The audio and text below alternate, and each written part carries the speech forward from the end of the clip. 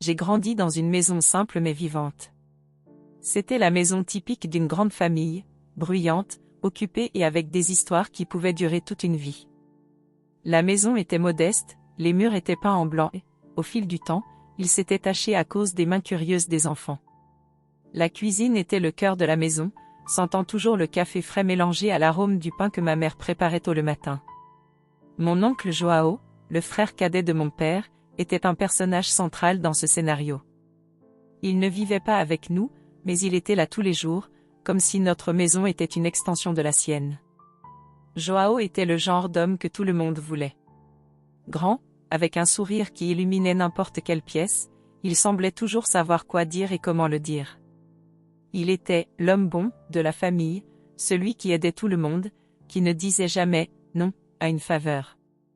Mon père disait toujours « ton oncle Joao est l'exemple de ce qu'un homme devrait être ». Et moi, en tant que jeune homme impressionnable, j'y croyais aveuglément. Il possédait un atelier de mécanique en ville, une entreprise prospère qu'il a réalisée avec beaucoup d'efforts.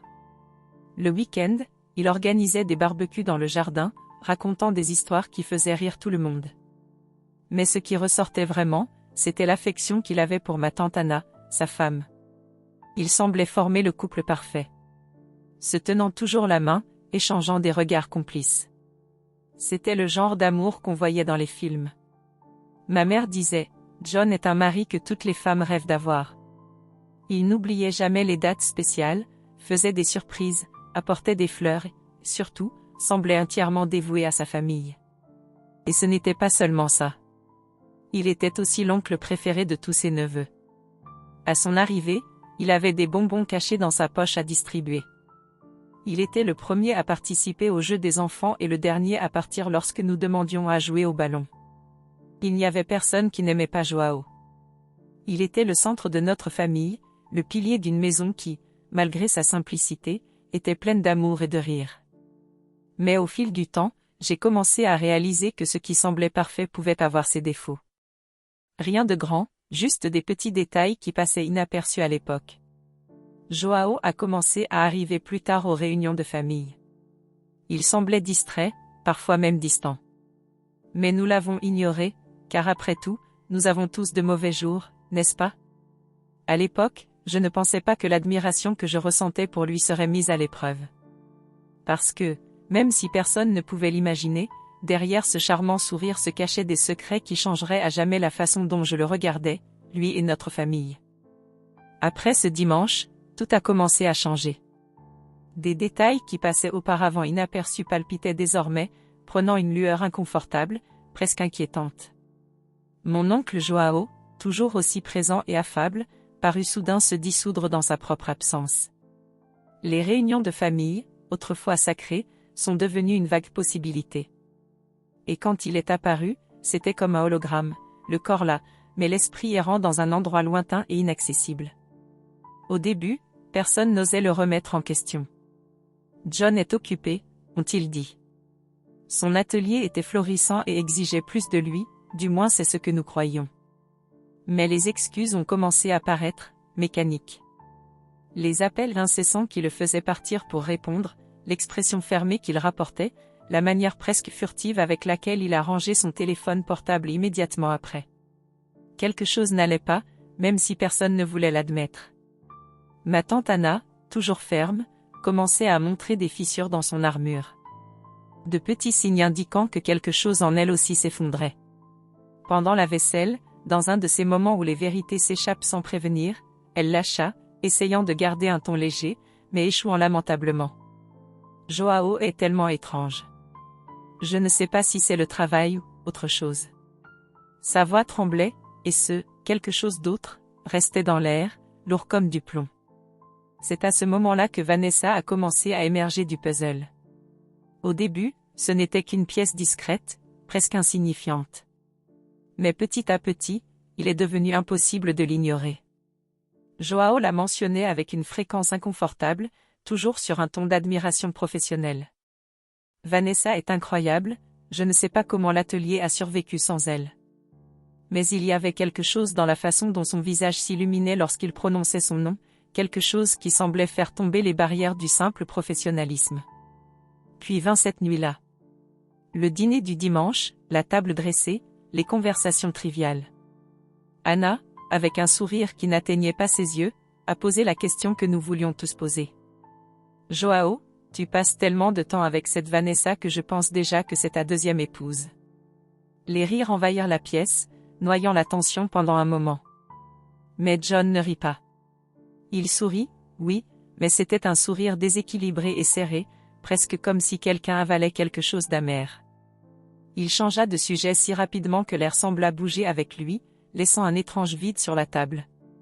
Après cela, les changements chez Joao sont devenus plus évidents. Des parfums plus chers, des chemises bien repassées qui remplaçaient les habituelles, l'éclat d'une montre neuve qui semblait attirer l'attention. Il prenait soin de lui avec un zèle que personne ne reconnaissait. Et puis, au barbecue, c'est arrivé. Le message. Son téléphone portable vibrait sur la table comme un coup de feu au milieu du bruit des conversations. L'écran s'est allumé un instant et s'est révélé suffisamment pour me faire couler l'estomac. Tu me manques, cœur rouge. Pendant une seconde, le temps s'est figé. Mon regard se tourna vers Joao, qui continua de rire de quelque chose d'insignifiant, complètement inconscient de la tourmente que ce message déclenchait en moi. Cette petite information, si simple et directe, était la pièce manquante. Le silence chargé, les regards furtifs, les changements, tout commençait à prendre un sens. La vérité était là, rampait entre nous, et elle ne tarderait pas à exploser. Parce que les secrets ont l'habitude de refaire surface, et quand ils le font, ils laissent rarement quelqu'un intact. Après ce dimanche, quelque chose a commencé à changer. De petits détails qui semblaient auparavant insignifiants ont commencé à ressortir. Mon oncle Joao, toujours aussi présent et disponible, semblait désormais être dans un autre monde. Il a commencé à apparaître moins lors des réunions de famille. Lorsqu'il le faisait, son attention était fragmentée, comme s'il était là avec son corps présent, mais avec son esprit ailleurs. Au début, personne n'a rien commenté. Après tout, John était un homme occupé. Son atelier marchait bien et il disait toujours que le travail exigeait des sacrifices. Mais certaines choses ne collaient pas.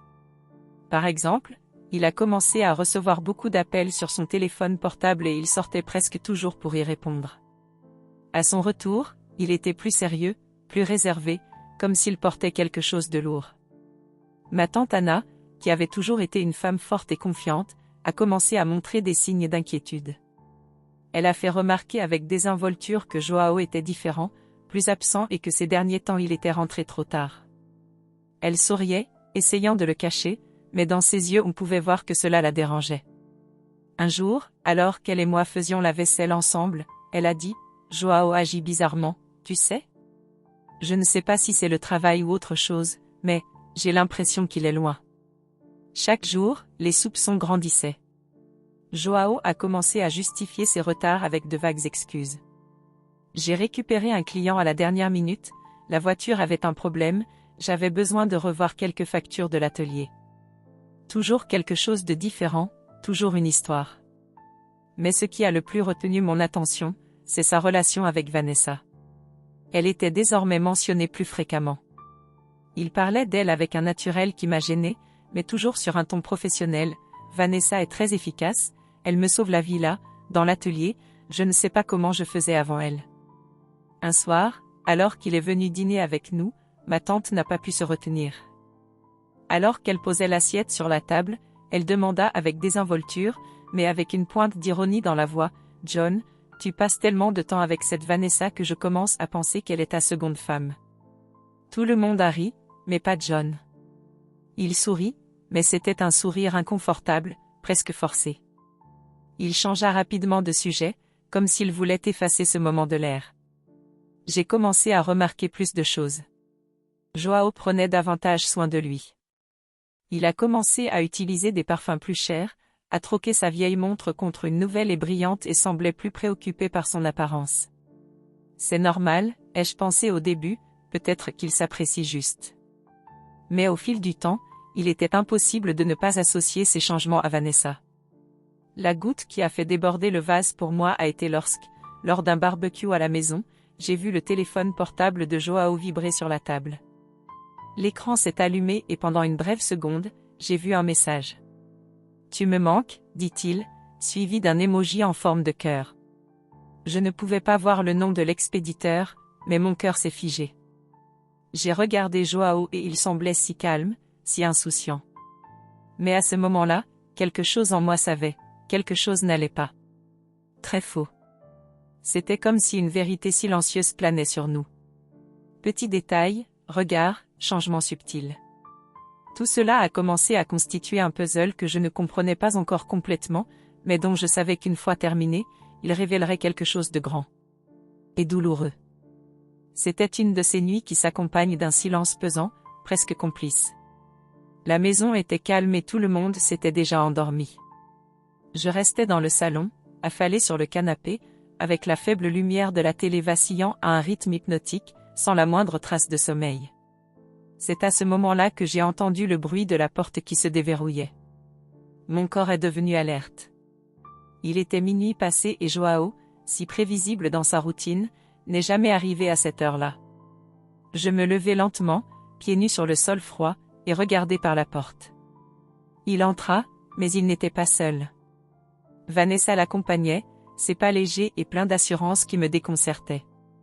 La faible lumière du couloir mettait en valeur l'éclat de ses yeux et le sourire qui dansait sur ses lèvres. Ils échangèrent des rires feutrés et intimes, comme si le reste du monde n'existait pas. « Faites attention à ne réveiller personne », murmura Joao, sa voix portant un ton qui semblait plus qu'une simple blague.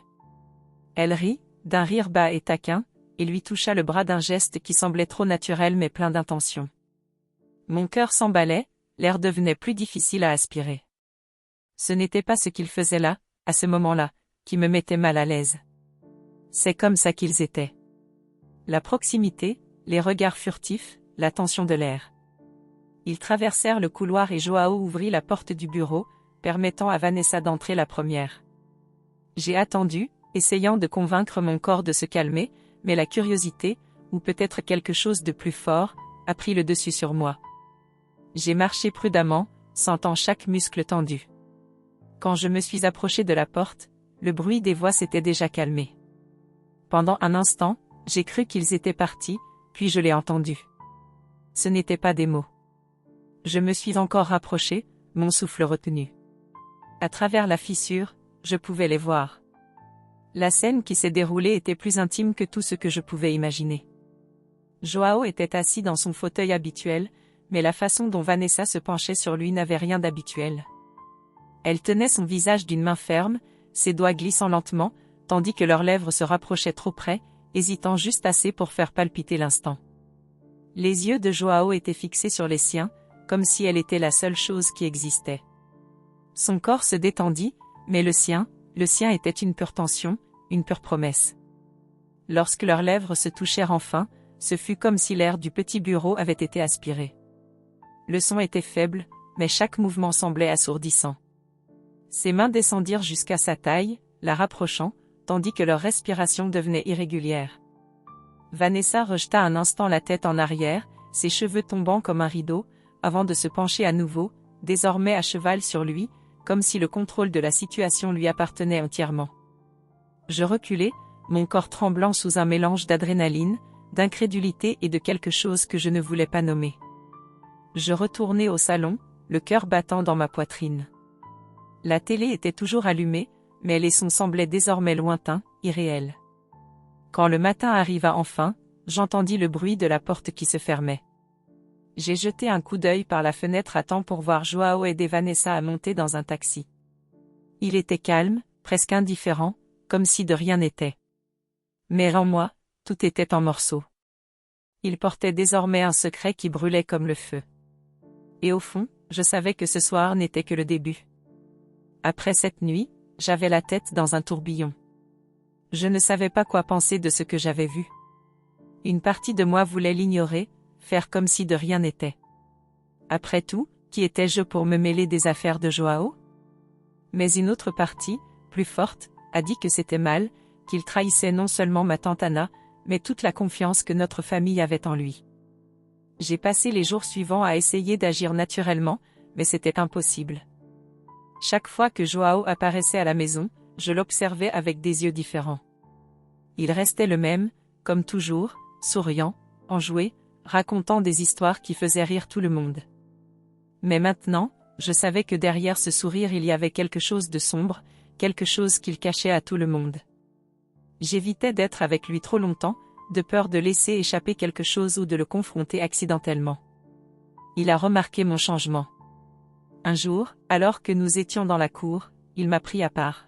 « Ça va, gamin ? Ça semble un peu bizarre ces jours-ci, demanda-t-il, son ton presque paternel. Je secouai la tête et marmonnai quelque chose à propos de la fatigue causée par les études. Il m'a tapoté l'épaule et a ri. « Tu as besoin de te détendre davantage. Ne t'inquiète pas trop pour les choses. » Mais je m'inquiétais. Et beaucoup. Le poids de ce que je savais semblait croître chaque jour. Parfois, je regardais ma tante Anna et je sentais une boule dans ma gorge. Elle a continué à être la même femme dévouée et aimante, toujours inquiète pour sa famille et pour Joao. Je n'avais aucune idée de ce qui se passait, et cela m'a rendue encore plus angoissée. Comment quelqu'un peut-il être à ce point trompé? Et moi, sachant tout, je n'ai rien fait pour l'éviter. Ma mère, qui a toujours été très perspicace, a commencé à remarquer que je marchais différemment. « Ça va? Vous semblez avoir quelque chose en tête ?» m'a-t-elle demandé un soir, pendant que nous dînions. J'ai presque avoué sur le champ, mais je me suis arrêtée. Comment expliquer sans provoquer un séisme dans la famille? J'ai dit que tout allait bien, que c'était juste de la fatigue, et elle n'a pas insisté. Les nuits étaient les pires. Je me suis couchée, mais le sommeil n'est pas venu. Je me souvenais de chaque détail de cette nuit, de chaque expression de Joao, de chaque geste de Vanessa. 1000 questions me traversaient la tête. S'est-il senti coupable? Avait-il conscience du risque qu'il prenait? Pensait-il d'une manière ou d'une autre que c'était justifiable? J'ai pensé à lui faire face, mais la peur m'a paralysée. Et s'il niait tout? Et s'il me retournait contre la famille? Joao était aimé de tous, qui me croirait? D'ailleurs, qu'est-ce que j'y gagnerais? Juste plus de douleur, plus de confusion. Mais en même temps, garder ce secret me faisait me sentir complice de quelque chose que je méprisais. Je voulais protéger ma tante Anna, mais comment? Dire la vérité signifiait détruire sa vie, briser la confiance qu'elle avait en l'homme qu'elle aimait. C'était une décision impossible. Et ainsi, jour après jour, je me suis battue contre moi-même, pris entre ce qui était juste et ce qui était plus facile.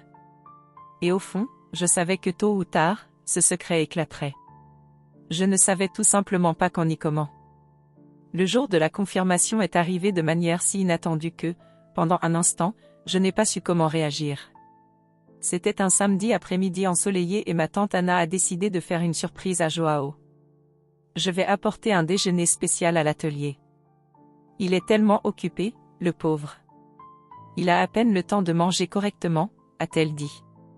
Avec un sourire affectueux en plaçant les boîtes à lunch dans un sac thermique. Ma mère a trouvé l'idée adorable et m'a proposé de l'accompagner. Moi, sans pouvoir expliquer pourquoi, j'ai décidé d'y aller aussi.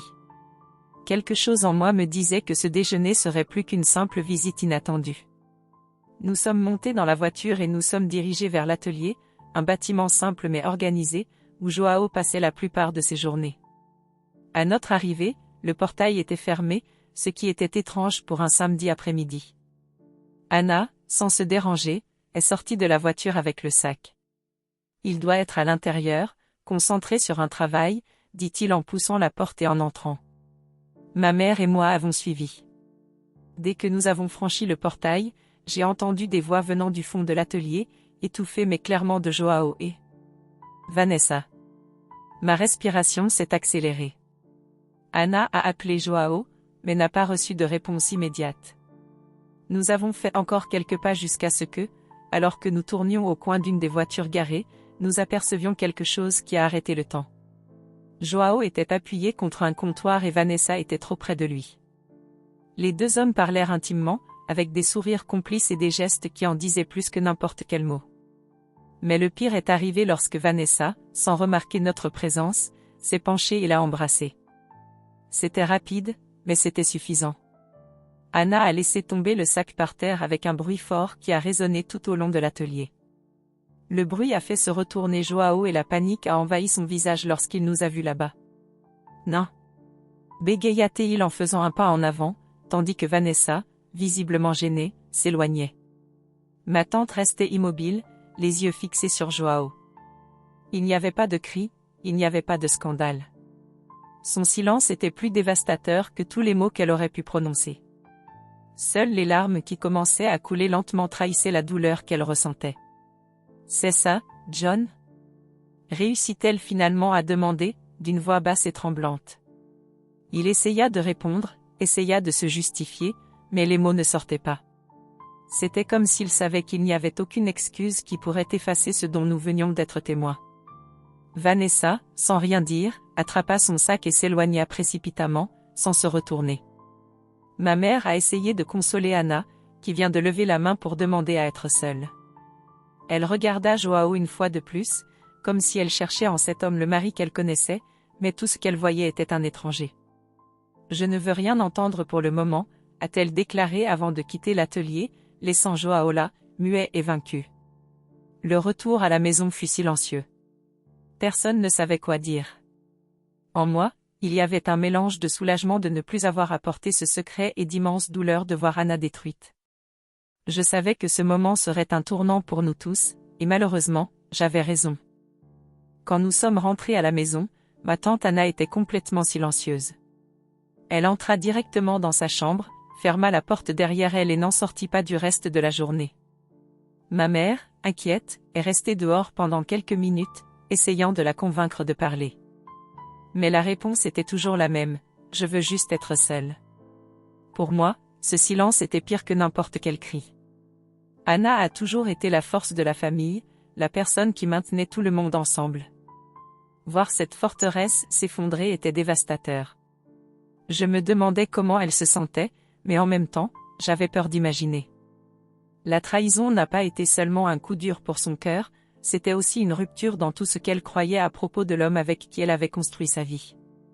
John est arrivé plus tard dans la nuit. Il entra dans la maison à pas lourd, le visage marqué par la honte et la fatigue. Il alla directement dans sa chambre, mais la porte était toujours fermée. « Anna, s'il te plaît, laisse-moi t'expliquer. » Il frappa légèrement sur le bois, sa voix basse mais pleine de supplication. Il n'y a eu aucune réponse. « J'avais tort, je sais, mais nous devons parler. » Toujours rien. Ma mère, qui était dans la cuisine, ne pouvait pas se taire. « John, pourquoi as-tu fait ça? Comment as-tu eu le courage ?» Elle n'a pas crié, mais l'indignation dans sa voix était palpable. Il se tourna vers elle, les yeux rouges. « Je ne sais pas, Clara.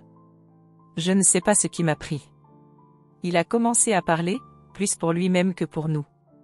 Il disait que sa relation avec Anna était devenue une routine, que Vanessa était apparue à un moment où il se sentait invisible. « Ce n'est pas une excuse, a-t-il admis, mais c'était tout. J'étais un idiot. Un idiot complet. » Chaque mot semblait peser plus que le précédent, comme s'il essayait d'apaiser la culpabilité qui l'étouffait. Ma mère a juste secoué la tête. « Tu n'as pas seulement détruit ton mariage, Joao.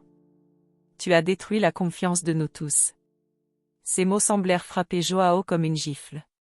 Il était assis dans le salon, la tête dans les mains, tandis que le silence envahissait à nouveau la maison. Cette nuit-là, j'ai entendu Anna pleurer pour la première fois. C'était un son faible, presque inaudible, mais qui semblait remplir tous les coins de la maison. Chaque sanglot était un rappel que, derrière la porte fermée, il y avait une femme essayant de faire face à la douleur d'avoir été trahie non seulement par son mari, mais aussi par quelqu'un en qui elle avait aveuglément confiance. Le lendemain, Anna a quitté la pièce avec les yeux gonflés, mais avec une posture étonnamment ferme. Elle s'assit à la table de la cuisine et demanda à Joao de la rejoindre. Ma mère et moi sommes restés à l'écart, ne voulant pas envahir ce moment. « Je veux juste que tu sois honnête avec moi, John, dit-elle en le regardant directement. C'était juste une fois? Ou est-ce que ça dure depuis plus longtemps? John hésita, mais répondit finalement, c'était plus d'une fois. La confirmation a été comme un coup dur. Anna a pris une profonde inspiration, retenant ses larmes, et a répondu, alors, tu as choisi de mettre fin à notre famille. Ces mots marquèrent la fin de la conversation. Anna se leva, laissant Joao assis, sans réagir. Pour elle, Il n'y avait plus rien à dire. La douleur s'était transformée en une sorte de détermination. C'était comme si, à ce moment-là, elle avait décidé qu'avancer était la seule issue possible. Après cette conversation, la dynamique familiale n'a plus jamais été la même. Anna a pris une décision rapide et définitive, elle a demandé à Joao de quitter la maison. Tu as choisi le chemin que tu voulais, Joao. Maintenant, je vais choisir le mien, dit-elle fermement en mettant quelques-uns de ses vêtements dans une valise. Il n'y a eu aucune discussion. Joao semblait comprendre qu'il n'y avait plus de place là-bas. Avant de partir, il nous a tous regardés, comme s'il cherchait quelques mots de soutien, mais n'a trouvé que le silence. Son absence laissait un vide dans la maison, mais en même temps, elle apportait un étrange soulagement. L'atmosphère pesante qui s'était installée depuis le jour de la découverte semblait commencer à se dissiper. Anna, cependant, a traversé une période difficile. Même si sa décision avait fait preuve de force, il était clair que son cœur était en morceaux. J'ai passé des heures seule, à me promener dans la maison, essayant de réorganiser non seulement les meubles, mais aussi ma vie elle-même. La nouvelle de la séparation se répandit bientôt dans toute la famille. Mon grand-père a été le premier à appeler, confus et incrédule. Joao. Joao a fait ça? Ce n'est pas possible, a-t-il répété, comme si la trahison était quelque chose d'incompatible avec l'image qu'il avait de son fils. La grand-mère pleurait au téléphone, essayant de comprendre ce qui n'allait pas. Nous vous avons créé avec tant de valeur, comment cela a-t-il pu arriver, a-t-il dit entre deux sanglots. Les réactions parmi les proches ont été diverses. Certains ont blâmé Vanessa, la traitant de dépanneuse. D'autres, plus silencieux, se contentaient de déplorer la situation. Mais il y avait aussi ceux qui commençaient à regarder John avec méfiance. L'aura d'homme exemplaire, qu'il avait cultivé pendant tant d'années, fut détruite une fois pour toutes. Cependant, le plus grand changement s'est produit chez Anna. Après des semaines de tristesse, elle a commencé à se rétablir. Il chercha un avocat, partagea ses biens et commença à prendre sa vie en main. « Je ne vais pas laisser ça me détruire », a-t-elle dit un jour alors que nous parlions dans la cuisine. Cette phrase a été le tournant. Elle est retournée au travail, a renoué avec de vieux amis et a commencé à renouer avec qui elle était avant Joao. Joao, en revanche, semblait à la dérive. J'ai appris, grâce aux commentaires d'autres proches, qu'il vivait dans un petit appartement et que Vanessa ne faisait plus partie de sa vie. C'était une erreur après l'autre, a-t-il avoué à un cousin, pour tenter de se défouler. Mais pour beaucoup, le mal était déjà fait. La relation entre lui et le reste de la famille a également changé. Il participait tout de même à certaines réunions, mais l'ambiance n'était jamais la même. Regards évités, conversations interrompues à son approche. Joao, qui était auparavant le centre de l'attention, semblait désormais être un étranger. Pour moi, ce fut une expérience d'apprentissage douloureuse. J'ai vu de près comment la trahison affecte non seulement les personnes directement impliquées, mais tout le réseau de relations qui l'entoure. C'était comme une pierre lancée dans un lac, les ondes d'impact se propageaient, atteignant des endroits que Joao n'aurait jamais imaginés. Anna, au fil du temps, a recommencé à sourire. Elle a prouvé que, même face à une douleur aussi profonde, il était possible de se reconstruire. Joao, malgré ses regrets, a appris que certains choix ont des conséquences que même le temps ne peut effacer. La maison, autrefois pleine de rires et de moments partagés, s'est transformée. Petit à petit, Anna a façonné cet espace pour refléter la nouvelle phase de sa vie. Certains changements étaient simples, comme peindre les murs ou déplacer des meubles, mais le symbolisme était profond. Chaque action semblait être une tentative d'effacer les traces de Joao, de reconstruire une maison qui n'était qu'elle. Petit à petit, elle a commencé à créer une nouvelle routine, centrée sur elle-même. Auparavant si dévouée à tout faire pour Joao et la famille, Anna dirige désormais son énergie vers les choses qu'elle avait laissées de côté. Il a recommencé à suivre des cours de cuisine, ce qu'il avait toujours aimé, mais qu'il avait abandonné faute de temps.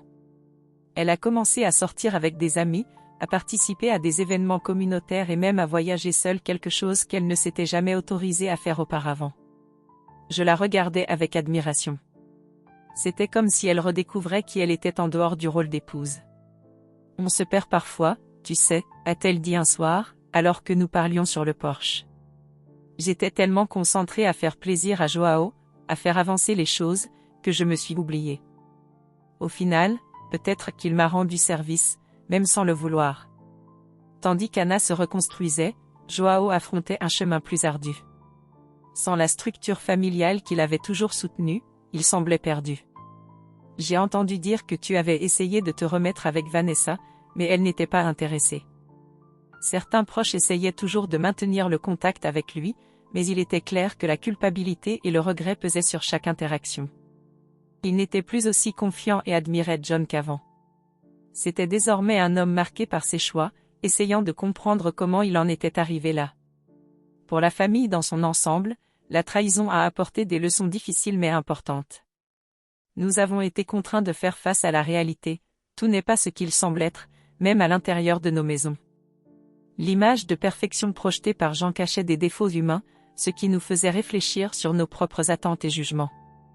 Ma mère, qui était très proche d'Anna, a également tiré les leçons de la situation. Nous pensons toujours que nous connaissons parfaitement les gens, mais chacun a des côtés qu'il préfère cacher, a-t-elle un jour commenté. Cette perception n'a pas suscité de méfiance, mais plutôt un plus grand sentiment de compréhension des complexités humaines. Pour moi, l'apprentissage a été plus personnel. Cette expérience m'a appris le poids de garder des secrets et l'importance de faire face à des situations difficiles, même si cela provoque un inconfort. J'ai également vu de près la résilience d'Anna et sa capacité à recommencer, même après une douleur aussi profonde. En fin de compte, Anna est devenue plus heureuse et plus épanouie que j'aurais pu l'imaginer. Elle a prouvé que la trahison de Joao ne définissait pas qui elle était. Au contraire, c'était l'opportunité de construire une nouvelle vie, basée sur la vérité, l'amour-propre et la force qu'elle ne savait même pas qu'elle possédait. Et Jean ? Il essaie toujours, de manière discrète, de se rapprocher des siens. Certains l'ont bien accueilli, d'autres nourrissent encore du ressentiment. Mais, d'une certaine manière, nous avons tous appris que les erreurs n'annulent pas complètement les gens, même si leurs conséquences sont inévitables. Anna, aujourd'hui, est un exemple pour nous tous, la douleur ne doit pas nécessairement être la fin de l'histoire. Cela pourrait en fait être le début de quelque chose d'encore plus fort et plus vrai. Le temps a passé et les blessures ont commencé à guérir, mais la vérité est que nous ne serons plus jamais les mêmes. La trahison de Joao ne pouvait pas être simplement effacée ou ignorée, et même au fil du temps, elle a continué à hanter nos pensées. Mais au fil des mois, une nouvelle dynamique est apparue au sein de la famille, dynamique marquée par la tentative de comprendre, éventuellement, d'accepter ce qui s'était passé. Anna, malgré toute la douleur, a commencé à voir la situation d'une manière différente. À un moment donné, après mûre réflexion, elle a commencé à réfléchir à l'idée du pardon. Non pas parce qu'elle avait oublié, non pas parce qu'elle pensait que Joao méritait une seconde chance, mais parce qu'elle avait compris que, pour se libérer complètement de cette douleur, elle devrait se libérer de la haine et de la souffrance qui dévoraient son cœur.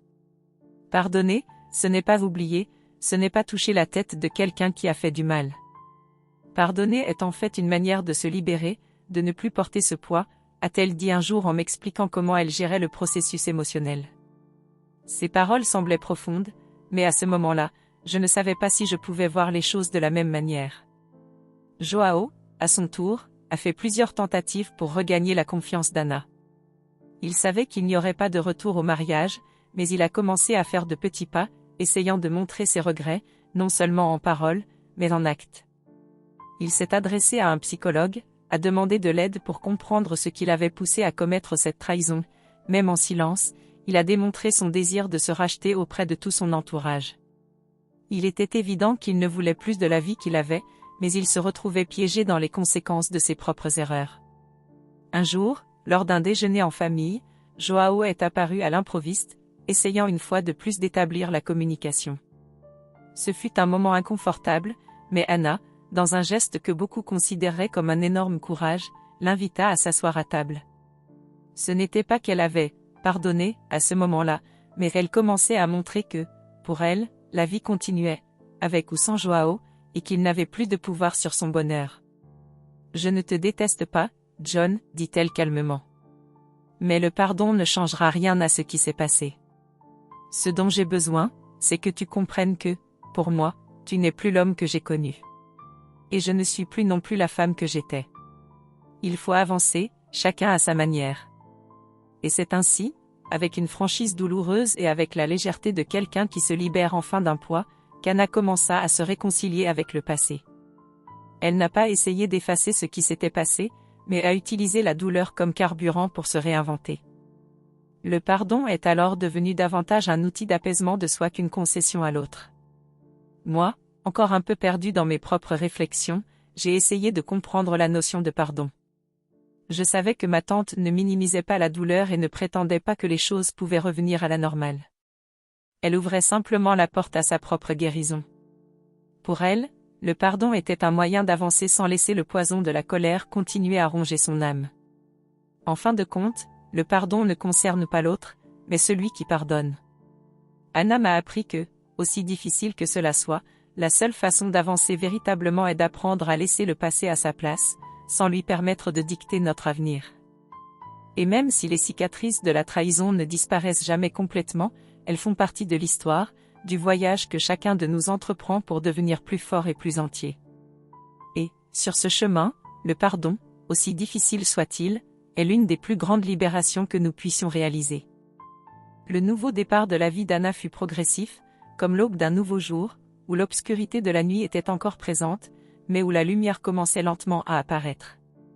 Contrairement à certains qui imaginent qu'un nouveau départ s'accompagne d'une grande transformation, dans le cas d'Anna, le nouveau départ était composé de petites étapes, de décisions silencieuses et d'actions qui semblaient souvent presque imperceptibles. Elle a recommencé à faire ce qu'elle aimait le plus, prendre soin d'elle-même. Au fil du temps, la perte de Joao a cessé d'être la partie la plus importante de son histoire et elle a commencé à regarder l'avenir avec plus d'espoir. Anna a commencé à voyager seule, ce qu'elle a toujours voulu faire, mais ne s'est jamais permis de le faire. Voyager, explorer de nouveaux endroits, de nouvelles cultures, ont apporté un air renouvelé à votre vie. Elle a commencé à en apprendre davantage sur elle-même, à redécouvrir de vieux rêves, peut-être plus importants encore, à valoriser qui elle était vraiment, sans les contraintes d'un mariage qui, en fin de compte, ne la représentait plus. Le travail d'Anna s'est également transformé. Elle commence à mener de nouveaux projets dans son métier et se démarque parmi ses collègues. Sa confiance s'est renforcée, non pas à cause de l'absence d'échecs ou de difficultés, mais à cause de la façon dont elle a commencé à tenir bon face à tout ce qui s'était passé. Cet espace qui semblait autrefois si petit et si claustrophobe semblait maintenant s'agrandir, métaphore de l'espace qu'elle gagnait dans sa propre vie. À la maison, les choses ont également commencé à s'améliorer. Anna a renouvelé le mobilier du salon, choisi de nouvelles tonalités pour les murs et fait de la cuisine un lieu plus accueillant, où elle recevait souvent amis et famille. Elle savait que la maison devait refléter qui elle était maintenant, une femme qui avait surmonté une grande douleur et qui s'autorisait enfin à être heureuse, sans culpabilité et sans regret. Moi qui observais tout de près, j'ai commencé à réaliser à quel point la vie d'Anna avait été transformée. Elle n'était plus la même personne qui se donnait entièrement à quelqu'un, espérant que celui-ci serait la base de son bonheur. Désormais, elle construisait sa propre fondation, solide, indépendante, capable de résister à n'importe quelle tempête. Et Jean ? Lui, à son tour, semblait également être dans un voyage de découverte de soi, mais à un rythme très différent. Toujours perdu, il tente de rétablir d'anciens liens, mais sans parvenir à récupérer ce qu'il a perdu. Certains disaient qu'il essayait d'être une meilleure version de lui-même, mais les cicatrices qu'il a laissées, tant sur Anna que sur sa famille, étaient difficiles à ignorer. Il cherchait toujours la rédemption, mais il ne réalisait pas que la véritable rédemption ne pouvait venir que de l'intérieur, et non à travers de vaines promesses ou des gestes isolés. Le nouveau départ d'Anna signifiait également renouer avec d'anciennes amitiés. Des amis qui s'étaient éloignés au fil des années, qui étaient également en deuil de l'état de leur mariage, ont commencé à réapparaître. Elle a reconstruit ses relations avec patience et temps. L'amitié est devenue une façon de réaffirmer qu'elle n'était pas seule, qu'il y avait toujours quelque chose de plus à vivre. En discutant avec elle, j'ai réalisé à quel point elle avait mûri. J'ai réalisé que la vie continue et que nous ne pouvons pas attendre que les autres nous définissent, m'a-t-elle dit un jour. Et c'était vrai, pendant tous ces mois, Anna a cessé d'être la femme définie par la figure de Joao, elle est devenue une femme définie par ses propres choix et le chemin qu'elle voulait suivre, sans demander la permission à personne. Et la chose la plus belle dans tout cela a été de réaliser qu'après tout ce processus de douleur et de dépassement, Anna se sentait enfin libre. Libre d'être qui elle était vraiment, sans peur, sans blessure, surtout, sans avoir besoin de prouver quoi que ce soit à qui que ce soit. Elle se leva avec une force silencieuse mais imbattable qui infecta tout le monde autour d'elle.